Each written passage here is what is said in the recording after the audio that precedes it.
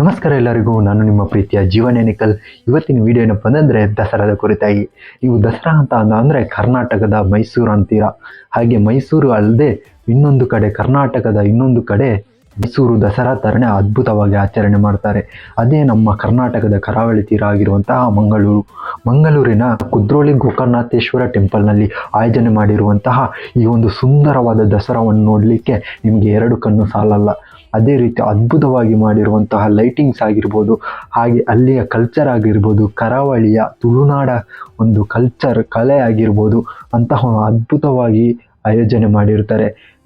ಇವಾಗ ನಿಮಗೆ ಮೈಸೂರು ದಸರಾ ಅಂತ ಅಂದರೆ ಮೈಸೂರಿನ ಲೈಟಿಂಗ್ಸ್ ಆಗಿರ್ಬೋದು, ಜಂಬೂ ಸವಾರಿ ಆಗಿರ್ಬೋದು, ಚಾಮುಂಡಿ ಬೆಟ್ಟ ಆಗಿರ್ಬೋದು, ಹಾಗೆ ಮಂಗಳೂರಿನಲ್ಲಿ ಕುದ್ರೋಳಿ ಟೆಂಪಲ್ನ ಒಂದು ಅಲಂಕಾರ, ಅದೇ ರೀತಿ ನಮ್ಮ ಕರಾವಳಿಯ ಕಲ್ಚರ್ ಆಗಿರುವಂತಹ ಹುಲಿವೇಷ, ಹಾಗೆ ಟೈಗರ್ ಡ್ಯಾನ್ಸ್, ಹಾಗೆ ಇನ್ನಿತರ ಸುಂದರವಾದ ಗೊಂಬೆಗಳ ಆಯೋಜನೆ ಕೂಡ ಇದೆ. ಹಾಗೆ ಈ ನವರಾತ್ರಿಯ ಈ ದಸರಾದ 9 ದಿನ ಶ್ರೀ ಶಾರದಾ ದೇವಿಯ ಆರಾಧನೆ ನಡೆಯುತ್ತೆ. ಕೊನೆಯ ದಿನ ಶ್ರೀ ಶಾರದಾ ದೇವಿಯನ್ನು ನೀರಿನಲ್ಲಿ ವಿಸರ್ಜನೆ ಮಾಡುವಂಥದ್ದು ಕೂಡ ಇದೆ.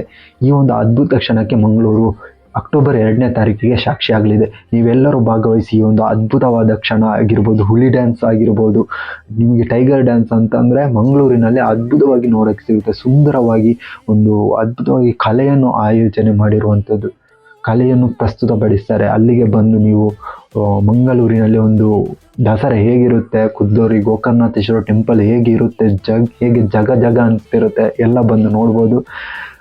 ಅಕ್ಟೋಬರ್ 2ನೇ ತಾರೀಕಿಗಂತೂ ವಿಸರ್ಜನೆ ಇದೆ. ಇದಂತೂ ತುಂಬ ಅದ್ಭುತವಾಗಿದೆ. ಎಲ್ಲರೂ ಬನ್ನಿ. ಎಲ್ರಿಗೂ ನಮಸ್ಕಾರ.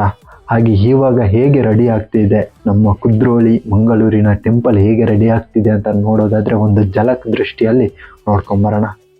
ಹಾಗೆ ನೀವು ನನ್ನ ಚಾನಲ್ ಫಾಲೋ ಮಾಡಿ, ಸಬ್ಸ್ಕ್ರೈಬ್